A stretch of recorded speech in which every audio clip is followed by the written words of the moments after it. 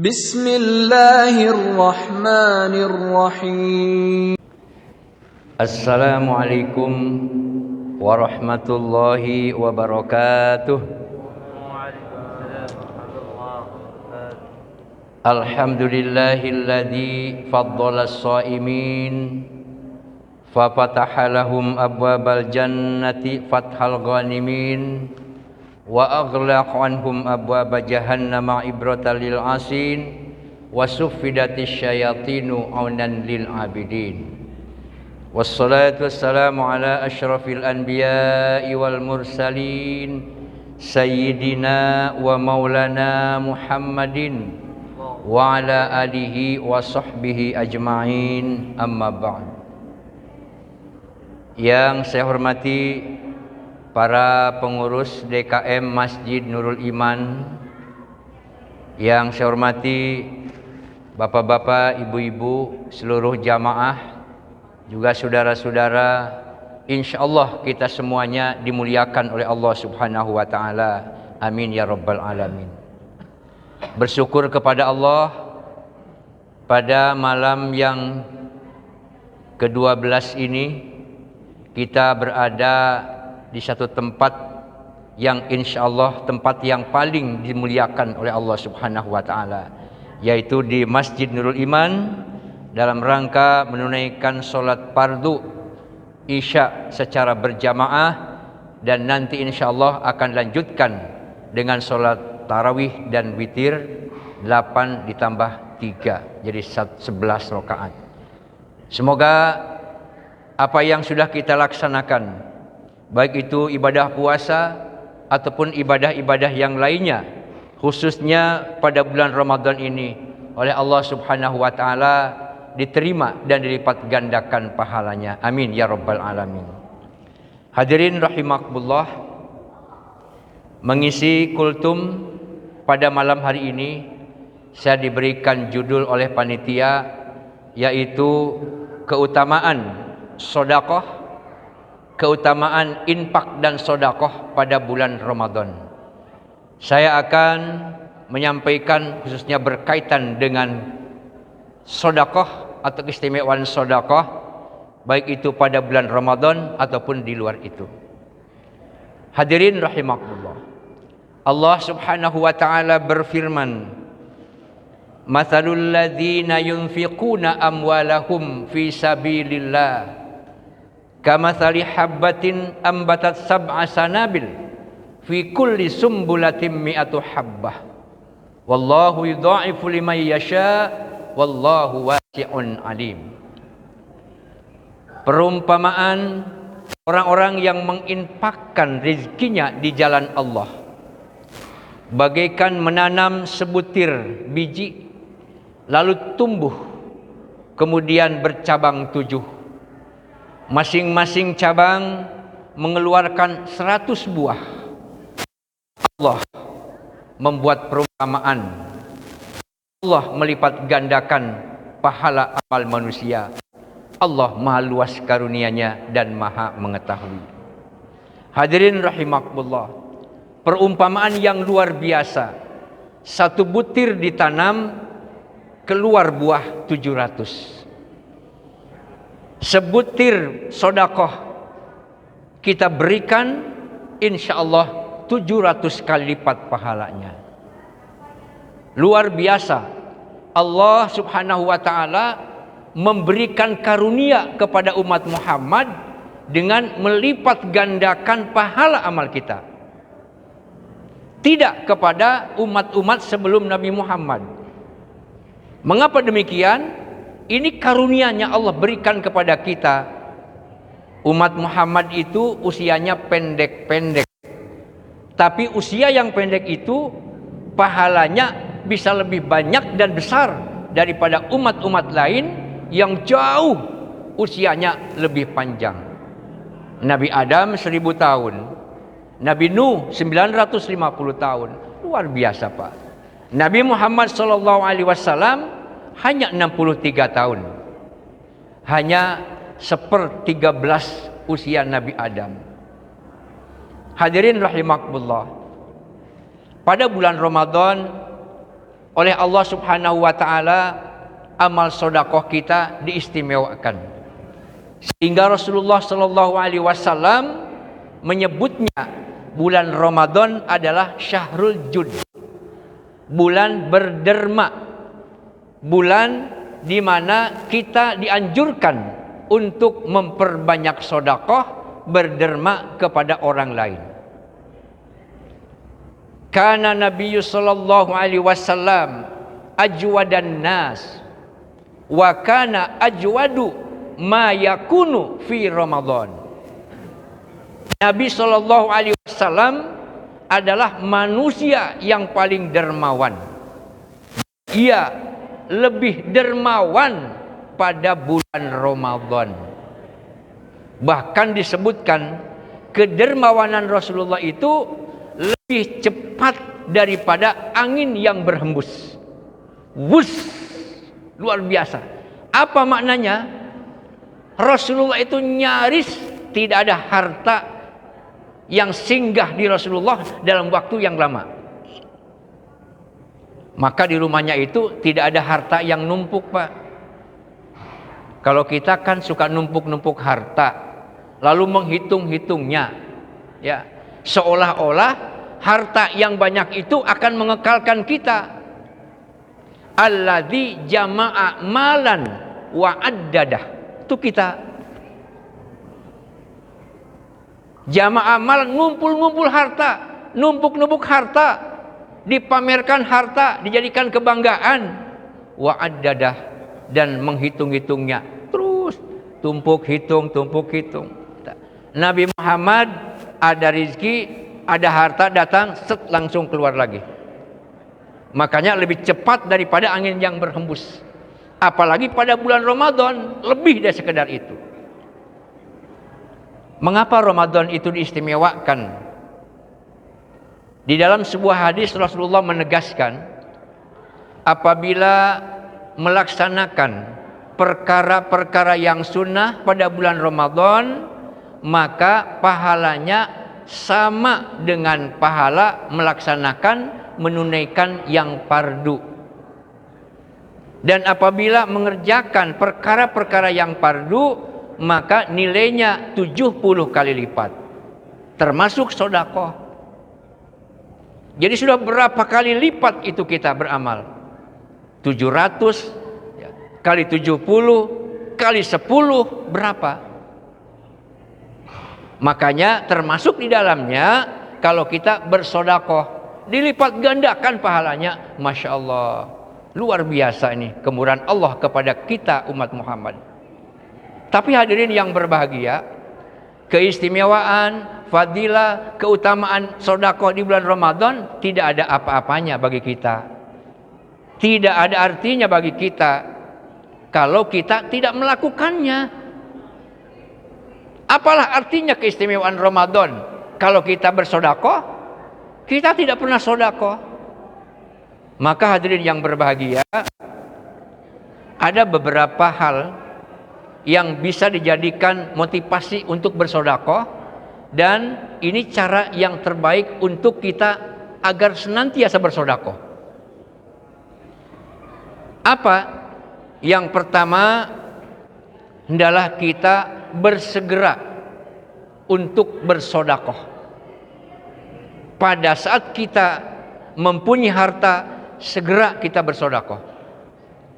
Jangan nunggu nanti akhirnya tidak bersedekah. Jangan kita menyesal. Sebagaimana disebutkan di dalam Al-Qur'an, wa anfiqu mimma razaqnakum min qabli ayyatiya ahadakumul maut fayaqula rabbi laula akhartani ila ajalin qarib fa asaddaqa wa akum minas solihin. Dan menafkahkanlah apa yang telah kami rizkikan kepada kalian sebelum salah seorang di antara kamu berkata, Tuhan, Rabbi, tangguhkanlah ajalku sebentar saja. Saya akan bersedekah dan saya akan menjadi orang-orang yang soleh. Ini penyesalan manusia, Pak. Ketika hidup harta ditumpuk-tumpuk, dijadikan kebanggaan-kebanggaan. Belum sedekah dia mati. Ya Allah, harta saya banyak, kebun tanah saya berhektar-hektar, mobil berapa puluh digerasi, uang di bank bertumpuk. Sebentar ajal saya tangguhkan ya Allah, saya akan bersedekah. Jeritan yang tidak ada artinya. Penyesalan tinggallah penyesalan. Hadirin rahimakumullah, maka mari bersegeralah kita bersedekah. Uang jangan ditumpuk-tumpuk, Pak. Tidak ada artinya itu uang bagi kita. Yauma la yanfa'u malu wala banun illa man atallaha biqalbin salim. Di suatu hari tidak ada artinya itu harta. Tidak ada artinya anak-anak. Harta tidak ada artinya karena waktu banyak harta cuma ditumpuk-tumpuk saja. Sedekah tidak, infak tidak, menyantuni anak yatim juga malas. Anak banyak tapi tidak dididik dengan anak yang menjadi anak yang soleh dan soleha. Begitu menghadap Allah, la yanfa'u malun wala banun illa man atallaha biqalbin salim, kecuali orang yang menghadap Allah dengan hati yang bersih. Kenapa hatinya bersih? Harta sudah diinfakkan, anak-anak sudah dididik menjadi anak yang soleh dan soleha, tinggal menghadap Allah dengan hati yang lapang dan bersih. Subhanallah. Yang pertama. Yang kedua, adalah kita bersedekah dari yang sedikit-sedikit, dari yang kecil-kecil. Jangan menunggu menjadi orang kaya. Nanti saja saya sedekahnya kalau saya sudah banyak uang. Nanti saja saya membangun masjid kalau sudah saya jadi konglomerat. Dicabut nyawanya oleh Allah, tinggal penyesalan. Jangan menunggu jadi orang kaya untuk bersedekah. Akhirnya apa? Kaya tidak, sedekah enggak. Tinggallah penyesalan. Dua.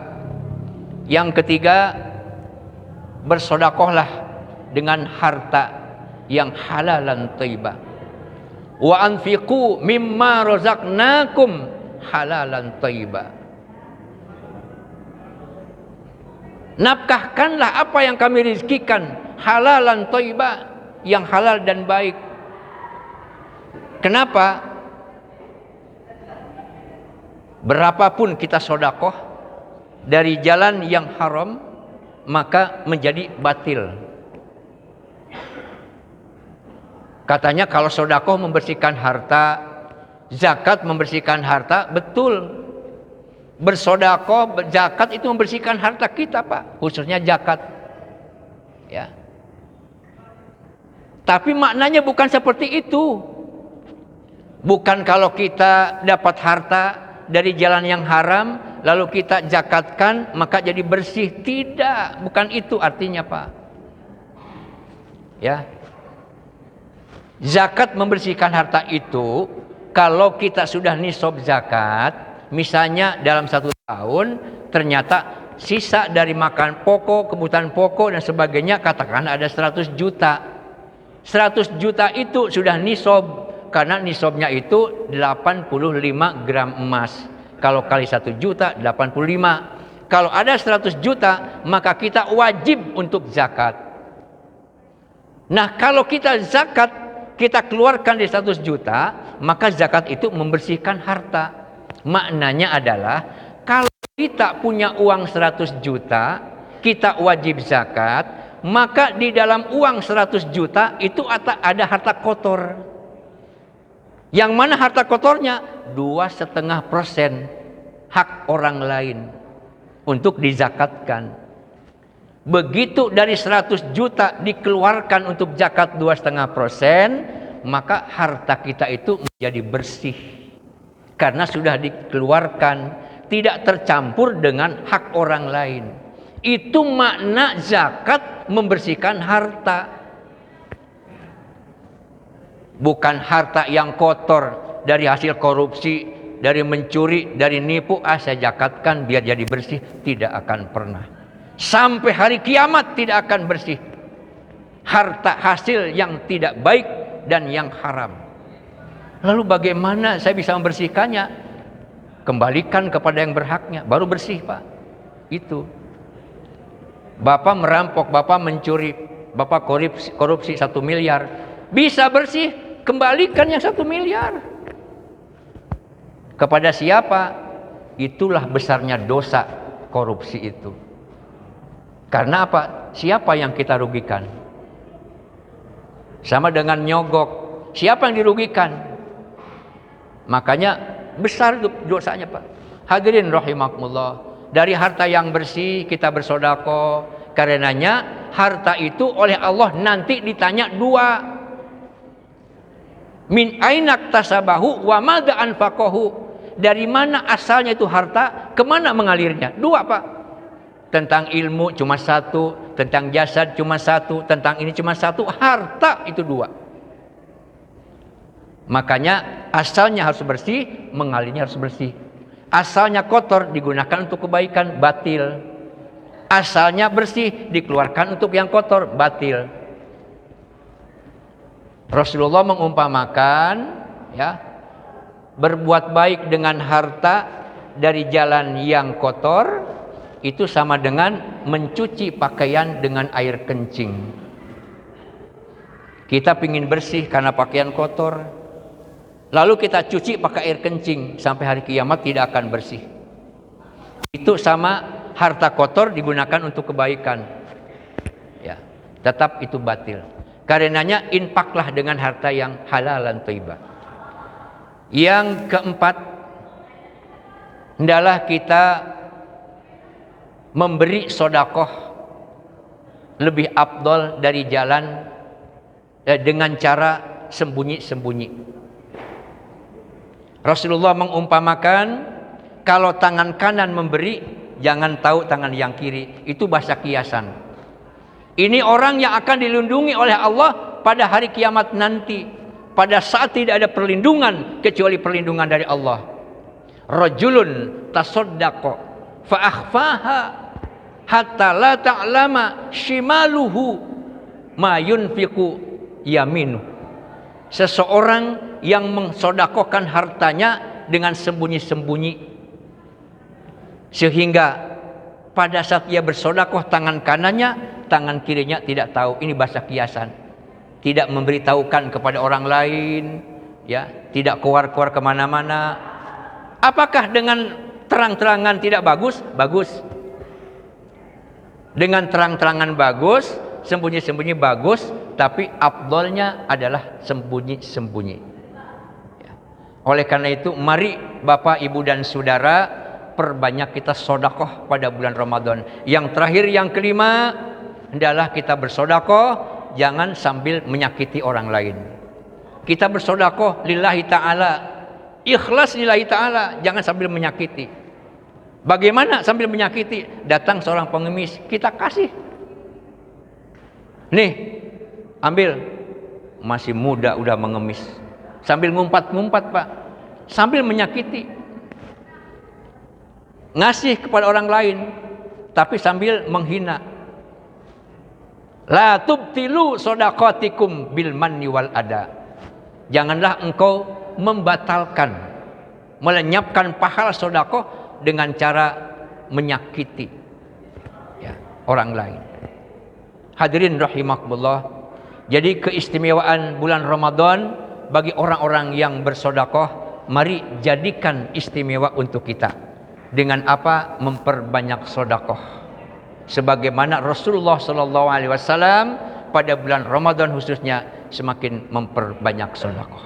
Hadirin rahimakumullah, demikianlah yang dapat saya sampaikan. Mudah-mudahan ada manfaatnya.